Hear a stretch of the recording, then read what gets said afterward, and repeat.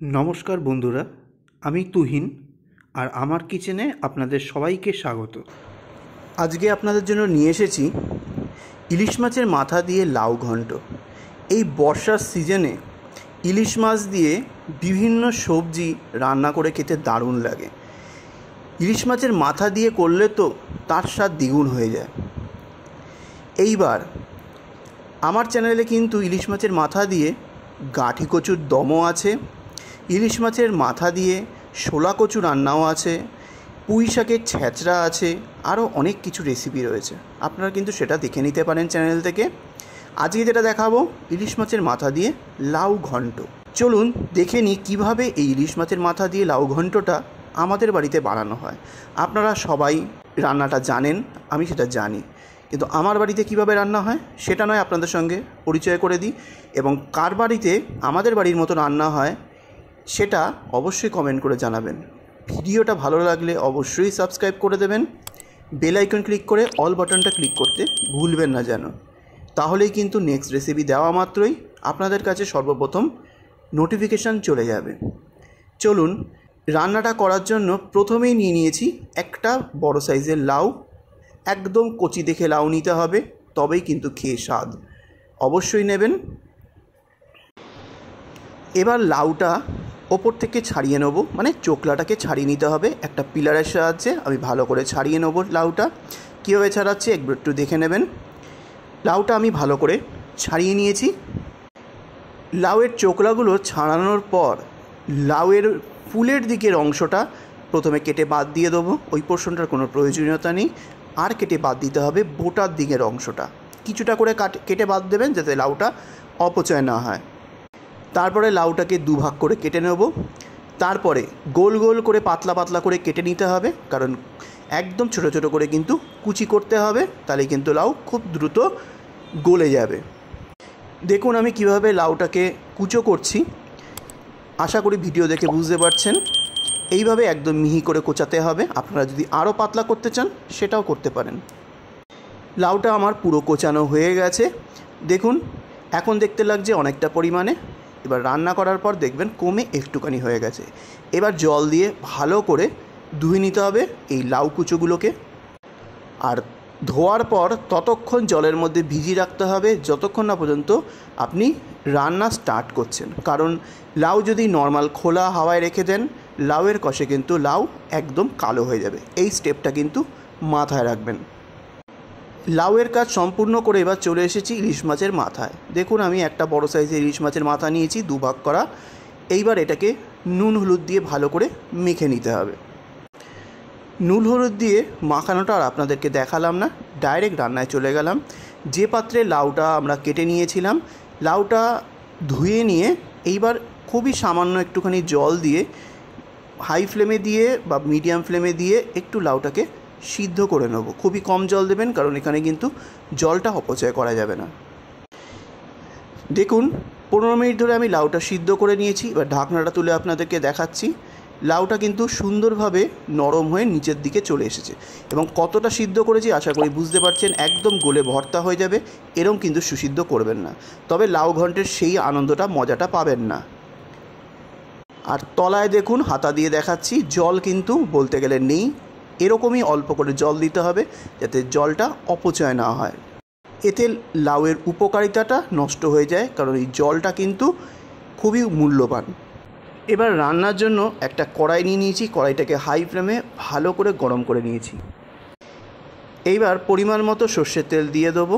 তেলটা দেওয়ার পর হাই ফ্লেমে ভালো করে গরম করে নিতে হবে। গরম না হওয়া অবধি কিন্তু কখনোই কিন্তু মাছ বা কোনো ধরনের জিনিস দেওয়া যাবে না। তেলটা গরম হয়ে যাওয়ার পর তেলটা একটুখানি কড়াইয়ে গ্রিস করে নেবেন। এইবার এর মধ্যে দিয়ে দেবো মাছের মাথাগুলো। আমি আর নুন হলুদ দিয়ে মাখাইনি, ডাইরেক্ট এর মধ্যে দিয়ে দিলাম। এইবার ওপর থেকে পরিমাণ মতো নুন আর পরিমাণ মতো হলুদ দিয়ে ভেজে নেব, চটজলদি করার জন্য আর মাখিনি। এবার মাছের মাথাটা বেশ লাল লাল করে ভেজে নিতে হবে। ভালো করে চেপে চেপে ভেজে নেবেন যাতে কোনো অংশ কাঁচা না থেকে যায়। এইবার মাছের মাথাটা ভাজা হয়ে গেলে মাছের মাথাগুলোকে কড়াইয়ের একটা সাইডে সরিয়ে রাখবো। আর আমি এর মধ্যে কিন্তু মানে কি বলবো, মাছের মাথাটা তুলবো না, এর মধ্যেই একবারে করব। তারপরে এখানে 4-5টা কাঁচা লঙ্কা চিড়ে চিড়ে তেলে দিয়ে দেবো।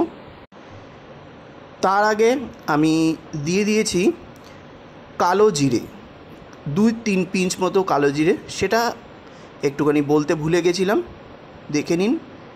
সেটা আমি দিয়েছি, যে ক্লিপটা আমি সাইড করে আপনাদেরকে দেখিয়ে দিচ্ছি। এইবার একটুখানি ভালো করে তেলের মধ্যে এটাকে লঙ্কা আর কালো জিরাটাকে একটু ফ্রাই করে নিতে হবে। ভালো করে ফ্রাই হয়ে গেলে এইবার দিয়ে দিতে হবে সিদ্ধ করে রাখা লাউটা। লাউগুলো দিয়ে দেওয়ার পর লাউয়ের যে জলটুকু ছিল সেটাও এর মধ্যে অ্যাড করে দেবো। এইবার ভালো করে লাউটাকে ভাজতে হবে, মিক্স করে নিতে হবে সুন্দরভাবে। কিছুক্ষণ এটাকে একটুখানি ভালো করে ফ্রাই করে নিতে হবে। এখনই মাছের মাথাগুলো কিন্তু ভাঙবেন না। ভালো করে একটুখানি ফ্রাই করে নেওয়ার পর যখন দেখবেন একটু যে এক্সট্রা জলটা দিয়েছি ওটা শুকিয়ে গেছে, তখনই দিয়ে দিতে হবে 1/2 চা চামচ পরিমাণে হলুদের গুঁড়ো। তারপরে স্বাদ অনুযায়ী দিয়ে দিতে হবে লবণ। লবণ কিন্তু এক গাদা দেবেন না, কারণ এই লাউ কিন্তু যত ভাজবেন নরম হয়ে অল্প একটু পরিমাণে হয়ে যাবে, তখন কিন্তু নুনটা কাটা কাটা লাগবে, তাই পরিমাণ বুঝে দেবেন, পরে লাগলে তখন অ্যাড করবেন। নুন হলুদটা দিয়ে লাউটাকে ভালো করে মিক্স করে নেওয়ার পর মাছের মাথাগুলোকে খুন্তি দিয়ে ভালো করে ভেঙে দিতে হবে। মাছের মাথা যদি না ভাঙেন এই লাউ ঘন্ট কিন্তু টেস্ট হবে না। মাছের মাথাটা ভেঙে দিয়ে ভালো করে মিক্স করে দিয়ে এইবার যে রান্নাটা হবে পুরোটা হাই ফ্লেমে, কারণ প্রচুর পরিমাণে জল থাকে লাউয়ের মধ্যে, আর মিডিয়াম টু লোতে করলে এই রান্না হতে হতে প্রচুর সময় লেগে যাবে। কিছুক্ষণ হাই ফ্লেমে ভেজে নেওয়ার পর এবার ঢাকা দিয়ে মিডিয়াম ফ্লেমে 10 মিনিট মতো কুক করে নেব, যাতে সুন্দরভাবে যেটুকু লাউ সুসিদ্ধ হওয়া বাকি ছিল সেটা সুসিদ্ধ হয়ে যায়, কারণ লবণ দেওয়া হয়েছে, এতে কিন্তু লাউ আরও নরম হয়ে পরিমাণে কমে যাবে। ঠিক 10 মিনিট পর আমি ঢাকনাটা তুলে নিলাম। দেখুন অনেকটাই কিন্তু লাউটা নরম হয়ে এসেছে। এইবার ওপর থেকে দিয়ে দেবো স্বাদ অনুযায়ী মিষ্টি, চিনির গুঁড়ো। মিষ্টি এতটাই পরিমাণ মতো দেবেন যাতে না লাগে মিষ্টি মিষ্টি, কিন্তু টেস্টটা ব্যালেন্স হবে। এরপর দিয়ে দেবো 2-3টে চিরা কাঁচা লঙ্কা ফ্লেভারের জন্য। এইবার ভালো করে ভাজতে হবে যতক্ষণ না তেল ছেড়ে আসছে। দেখুন টানা 10 মিনিট ধরে আমি ভালো করে ভেজে নিয়েছি এবং সুন্দরভাবে সাইড থেকে তেল বেরিয়ে এসেছে। রেডি হয়ে গেল দুর্দান্ত স্বাদের ইলিশ মাছের মাথা দিয়ে লাউ ঘন্ট। একদম কম মশলায় সাধারণভাবে এইভাবে রান্নাটা করে খেয়ে দেখবেন, আপনি লাউয়ের স্বাদও যেরকম পাবেন, ইলিশ মাছের স্বাদও মানে ইলিশ মাছের মাথার স্বাদও দারুণভাবে পাবেন। অতিরিক্ত মশলা দিয়ে রান্না করলে টেস্ট কিন্তু ভালো বোঝা যায় না। একদম সাধারণ মশলায় এইভাবে করে খেয়ে দেখবেন। আর কার কার বাড়িতে এরকমভাবেই রান্না হয় সেটা অবশ্যই কমেন্ট করে জানাবেন। ভালো মন্দ যেটাই হবে আপনারা কমেন্ট করে জানাবেন। আমি স্পোর্টিংলি ব্যাপারটাকে নিই, কোনো প্রবলেম নেই, খারাপ লাগতেই পারে। আপনারা আপনাদের গুরুত্বপূর্ণ মতামত অবশ্যই কমেন্টে জানাবেন। কেমনভাবে করলে আরেকটু ভালো হতো, কেমনভাবে করলে এর থেকেও বেশি ভালো হবে, অবশ্যই কমেন্ট করে জানাবেন। আজ আসলাম, নেক্সট দিন আবার একটা ভালো ভিডিও নিয়ে আপনাদের সামনে তুলে ধরবো।